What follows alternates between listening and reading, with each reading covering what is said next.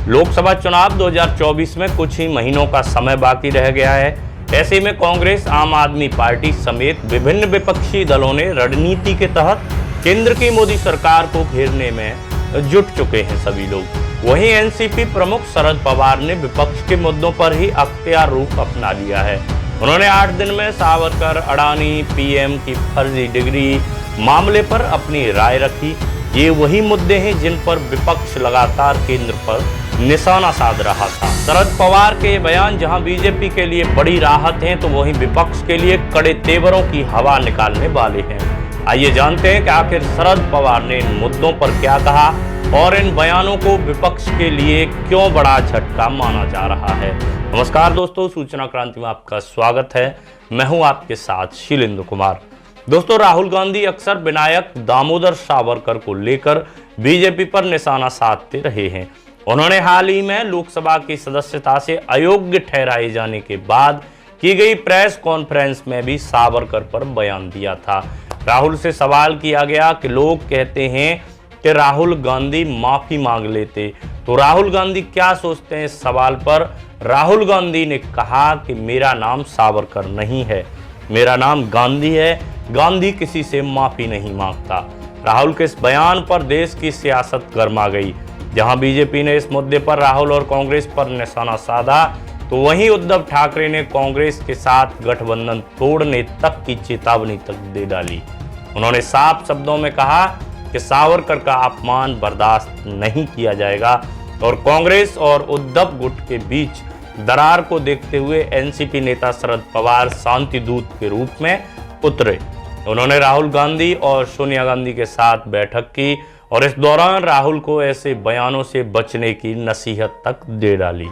सूत्रों के मुताबिक राहुल गांधी ने बैठक में आश्वासन दिया कि वह सावरकर का संदर्भ लेने से बचेंगे। शरद पवार ने नागपुर में एक कार्यक्रम के दौरान कहा, आज सावरकर कोई राष्ट्रीय मुद्दा नहीं है, यह पुरानी बात है। हमने सावरकर के बारे में कुछ बातें कही थी, लेकिन वह व्यक्तिगत नहीं थी।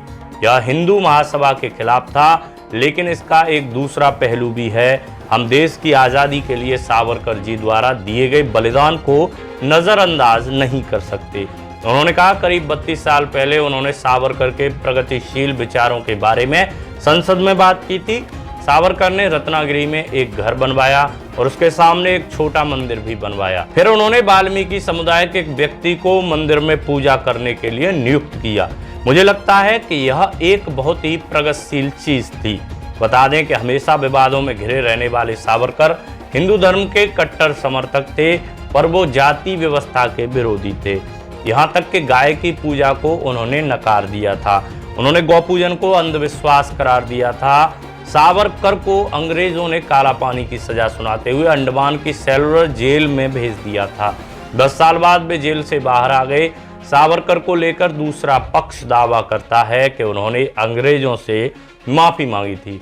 अब माफी मांगी या नहीं मांगी बड़ा प्रश्न है, लेकिन इसका जवाब एक एपिसोड के माध्यम से हम आपको विस्तार में बताएंगे। आज बात कर लेते हैं कि शरद पवार के अन्य बयानों के बारे में। दोस्तों, शरद पवार ने एक चैनल को दिए एक इंटरव्यू में हिंडनबर्ग रिपोर्ट का जिक्र करते हुए कहा, जरूरत से ज्यादा तवज्जो इस मुद्दे को दे दी गई है। वैसे भी जो रिपोर्ट आई, इसमें दिए बयान किसने दिए, उसका क्या बैकग्राउंड है। जब वो लोग ऐसे मुद्दे उठाते हैं जिनसे देश में बवाल खड़ा हो, इसका असर तो हमारी अर्थव्यवस्था पर ही पड़ता है। लगता है कि ये सब कुछ किसी को टारगेट करने के लिए किया गया था। वहीं मोदी की डिग्री पर शरद पवार ने कहा, आज देश के सामने डिग्री का सवाल है क्या? आपकी डिग्री क्या है, मेरी डिग्री क्या है? क्या ये राजनीतिक मुद्दा है?